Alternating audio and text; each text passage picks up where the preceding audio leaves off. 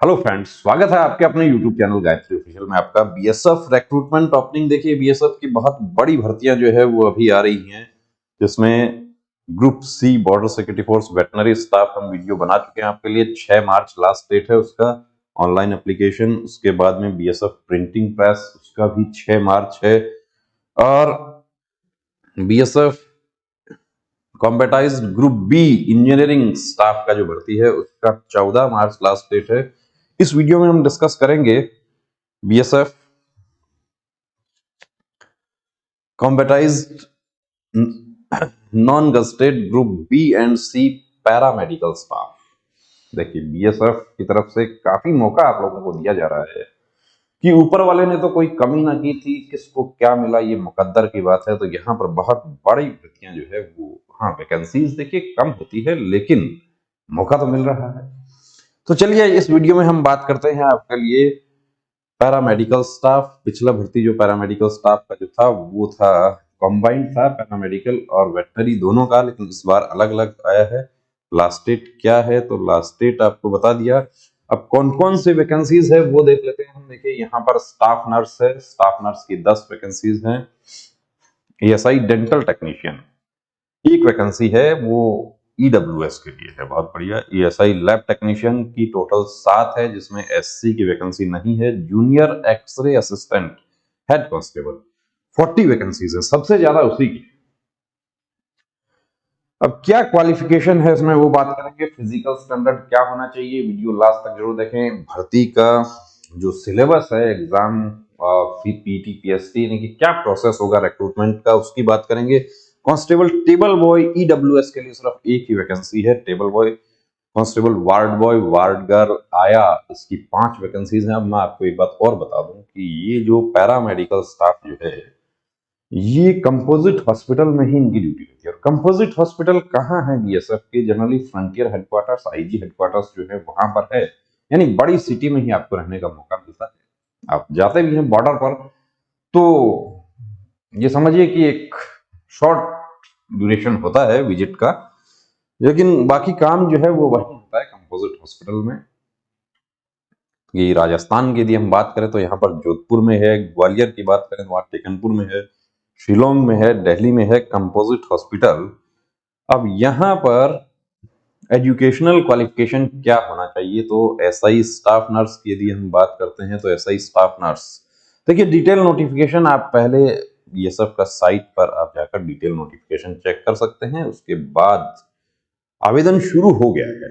10+2 और equivalent degree diploma in general nursing programme, registration as general nurse and midwife with central और state nursing council.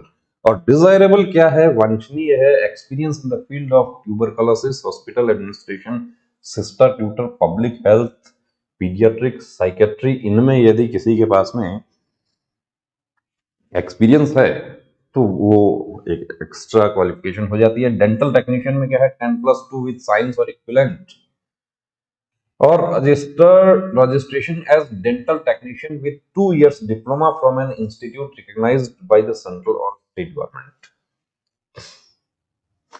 2 साल का dental technician का certificate होना चाहिए, diploma. ESI lab technician 10+2 with science, PCB जो है वो उसके साथ होना चाहिए, और diploma in medical laboratory technology from a recognised institution from the central और स्टेट। इसके अलावा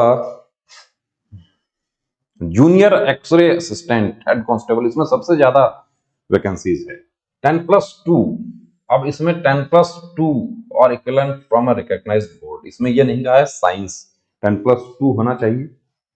डिप्लोमा और certificate in radiography from an institute recognised by the central और state government with 6 months experience, preferably in a hospital of the central or the state government, or in a hospital or an institution recognized by the central or state government।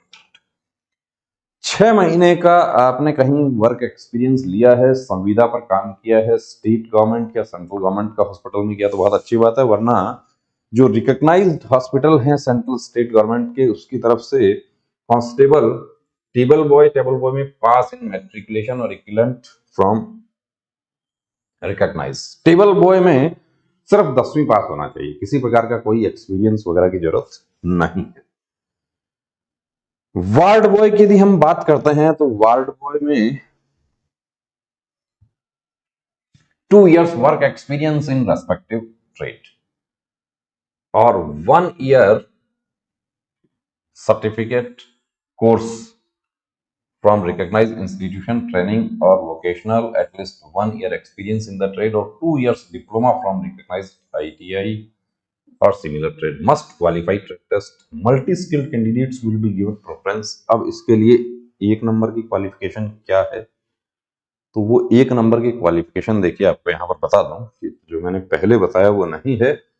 Constable table boy और constable ward boy दोनों के लिए यही है। एक पर है 10वीं पास होना चाहिए और 2 पर 2 साल का वर्क एक्सपीरियंस उस ट्रेड में हो, या 1 साल का सर्टिफिकेट कोर्स, या 1 साल का वर्क एक्सपीरियंस, या 2 साल का सर्टिफिकेट। जो पहले मैंने बताया कि वार्ड बॉय के लिए सिर्फ 10वीं पास नहीं है, 10वीं पास के साथ में 2 years वर्क एक्सपीरियंस या 1 year कोर्स और 1 year एक्सपीरियंस। अब यहां पर देखिए ये कहा है कि जिन कैंडिडेट्स के पास में लास्ट डेट तक रिक्विजिट क्वालिफिकेशन एक्सपीरियंस नहीं है वो अप्लाई ना करें। एज लिमिट क्या है, तो age limit SI staff nurse के लिए 21 से 30 है, एएसआई डेंटल टेक्नीशियन के लिए 18 से 25, लैब टेक्नीशियन के लिए 18 से 25, जूनियर एक्सरे असिस्टेंट 18 से 25, कांस्टेबल टेबल बॉय और वार्ड बॉय दोनों के लिए 18 से 23 है। क्रूशल डेट कब से माना जाएगा, तो लास्ट डेट ऑनलाइन एप्लीकेशन का है और SC SC OBC इनको छूट दी गई है। और दूसरा जो एनेक्सर है वो सब बताए गए हैं।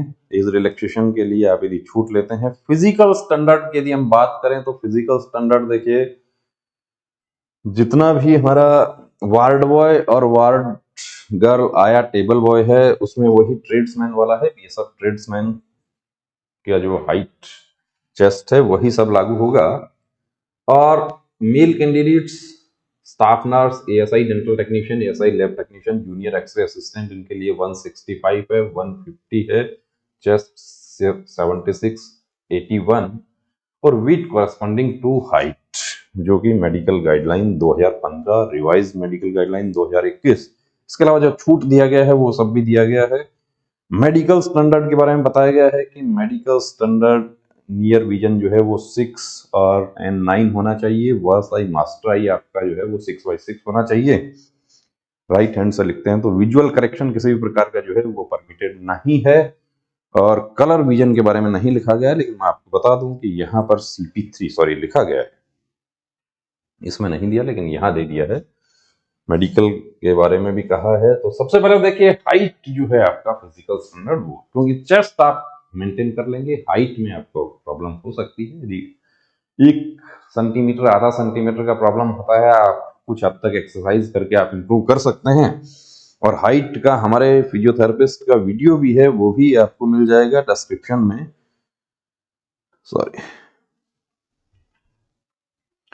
मेडिकल गाइडलाइन के बारे में बताया गया है। टैटू यदि आपका बॉडी पर है तो उसको रिमूव करवा लेना, इस गाइडलाइन पर नहीं जाना। प्रोसेस ऑफ सर्टिफिकेशन उसके बारे में पूरा बताया गया है। अब यहाँ पर एग्जाम फर्स्ट फेज में क्या होगा, फर्स्ट फेज में होगा written examination. First phase written examination.